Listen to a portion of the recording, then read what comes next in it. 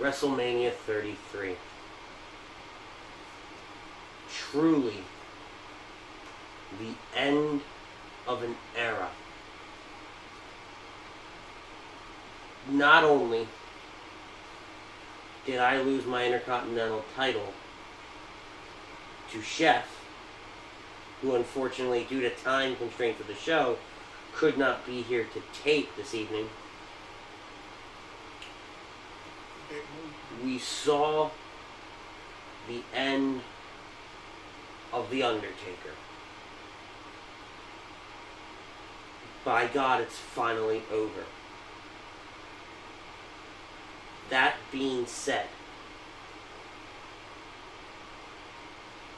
what a WrestleMania. They called it the ultimate thrill ride, and damn it was the ultimate thrill ride. Joining Jax and Ritz tonight is Silent Hill. We brought out everybody for WrestleMania this evening. You can see that Silent Hill is sporting his Universal title that he got with him at Royal Rumble, which, yes, oddly enough, he did not defend. Draped over Jax's shoulder is the Challenge Jax title. What an interesting day that's been for that belt. Yeah. It just started, and it's already been a roller coaster of emotions and all that jazz for... I'll come up with a better title for this by the end of the show. So, absolutely. About 3 champions, something? Yeah. So, with that being said, this is Breakdown. What up, bro? So, because it's WrestleMania, because it's the show of shows, and it's the day where WWE puts on their absolute best performance ever. We actually watched the pre-show tonight. Yep. And we start off the pre-show with Neville defending his Cruiserweight title against Austin Aries. A double. Let's talk about that match a little bit. Mind you, that match at this point in the evening 4 o'clock. was 7.5 hours ago. Yeah. I know. Of what I remember, it was... Match of the night. It was one of the matches of the night. Absolutely. What do you mean one of? From a technical standpoint, I think it was an absolute great match. Hold on. Yeah. What? You need to go. Well, he gets the dog out. So, Austin Aries, great performer. I don't know if I'm gonna let this out, but I'll believe it. Phenomenal performer. Especially because they want the cruiserweights in 205 Live to be so relevant right now that they moved a double from NXT to... Okay, is it technically the main roster if you compete in cruiserweight matches on Raw? Yes. Okay, so they moved a double up to the main roster and put them on 205 Live and on Raw for the Cruiserweight Classics, which is fine. Then you've got Neville, who has been for, and I don't care what anybody says, the greatest Cruiserweight champion you can ask for so far. Not taking anything away from A double, because I love the greatest man that ever lived, but Neville is the guy for the Cruiserweight division, and I think that putting a double in there now gives it bigger names to help propel the not-so-known guys, like Jack Gallagher and Mustafa Ali, which I'm probably saying a lot of names that you guys don't fucking remember. No, I know those guys.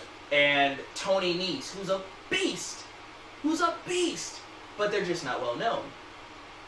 And then we watched the match tonight. A double put on a clinic. Neville put on a clinic. They were both at the top of their game. It was overall a fantastic match.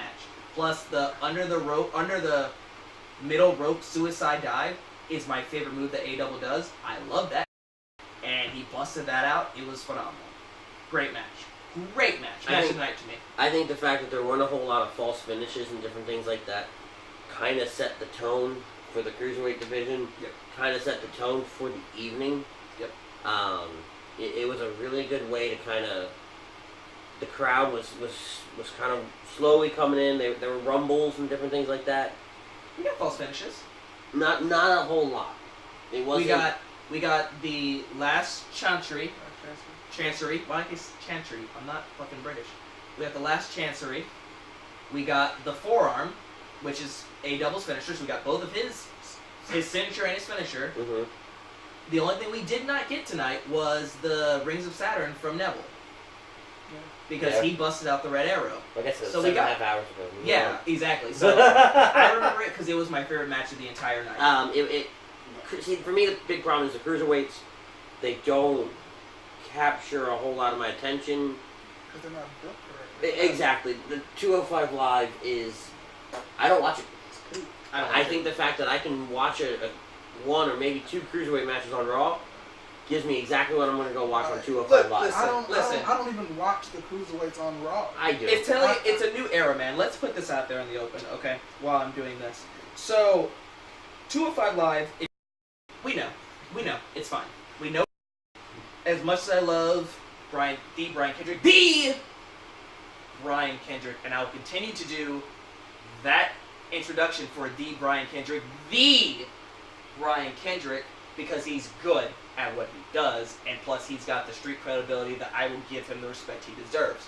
The problem that I run into is that there's no storyline built properly for 205 Live. Period. When I look at TJP, when I look at the Brian Kendrick, when I look at Akira Tozawa, who I love that guy. I love him. There's no story built. When I look at Tony Nese, when I look at Drew Gulak, Cedric Alexander, Noam Dar. We chanted at some point in time, please sign Cedric, and nothing's happening with him. The one person I respect out of 205 Live, that besides, of course, Neville and A Double, is TJP. Because he's the first cruiserweight to wrestle somebody that's not the Cruiserweight Classic, that being Shinsuke Nakamura. So I feel like after WrestleMania today, they're going to move in the right direction. I can only hope and pray for the love of all of Christ. They do. But, yeah, man, like, 205 Live is garbage. But I feel like if they keep adding bigger names to it, like, I think that they should move Kalisto to the Cruiserweight Classic. Agreed. I think he's not there already. He should be there. He's built up enough to where he can do it. Sin Cara's there, isn't he? He was. He's not there anymore. I think Sin Cara should be a bigger name on 205 Live. I think, and you guys might not agree with me on this one, I think that James Ellsworth should be at 205 Live. I thoroughly believe that. Because if they can find a way to capitalize on the potential that he had when he was feuding with AJ Styles, to some degree, it's not going to be what it was, but to some degree, he could be a relevant name again. Because people, I didn't like him. I'll be honest with you. I didn't like James Ellsworth from the beginning. But the common crowd liked James Ellsworth when he was feuding with AJ Styles. Yeah. And whenever he was friends with Dean Ambrose. I think though at this point the James Ellsworth train is done. I think the character, he doesn't get in the ring. He's a manager, and that's fine. I went and I listened to the Talk Is Jericho with Ellsworth when he first kind of came on, and everything like that. And the guy's got a storybook career. Oh, for sure. For sure. And so the fact that he's kind of been underutilized in this way is extremely disappointing. What do you expect, though? You're right, but I would have expected him to be mid-card 205 Live. Mid-card on 205 Live. Okay. I can see that. I would, out of pure respect to the fact that, I'm saying this, he beat AJ Styles 3 times. It still stings for you, doesn't it? Dude, it stung so hard for me to say that. Out of pure respect for that alone, he should be top tier 205 Live.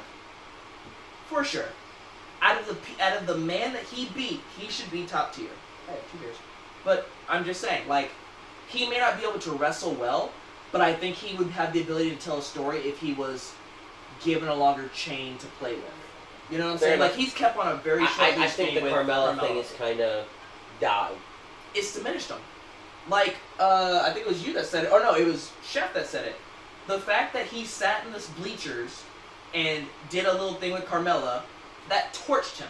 Whatever he had left, it torched him. And that's stupid. It was the dumbest I've ever seen in my life. Well, not in my life. But it was top tier dumb. It's just a waste of time. But we're taken away from the match. The match was fantastic. The spots are fantastic. A double looked phenomenal. Neville looked phenomenal. Right? It was his first pay-per-view because he missed the last one with a broken ankle. And it was Austin Aries' first Mania. Mm-hmm. So for two guys walking out on the grandest stage of them all, We kicking had it a lot off. of first. We today. did. We had a lot of first Manias Mhm. tonight. For two guys walking out, kicking it off, it was very well done. Very, very well done. That arrow will always be so I was going to sick show this to me. again while we're, doing our thing. That'll be fun later. So then we go into the Andre the Giant Memorial Battle Royal. Son of a bitch. Hashtag should have been Braun. Should have. Oh my God. Hashtag. Let me go. Hashtag. Let me go. Can I go? Hey, you can go. Ladies and gentlemen, my name is Jax. I'm your NXT Child Challenge Champion. That sounds weird. Here's the thing. Here's the thing. I say child because this is a child's belt and it actually fits around my waist. That's how fit I am. So we're you're gonna say fit. Don't dwell on that. We're gonna move towards it. You let Braun Strowman. You let Braun Strowman Braun.